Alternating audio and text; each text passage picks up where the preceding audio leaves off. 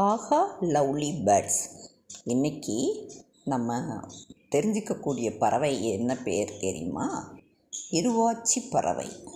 இது ஒரு காதல் பறவை.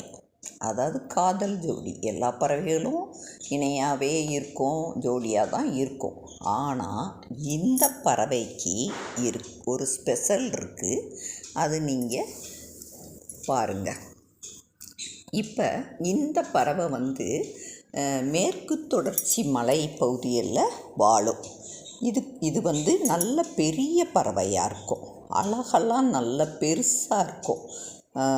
சோலைக்காடுகளில் இது அடையாள சின்னமாக இருக்குது.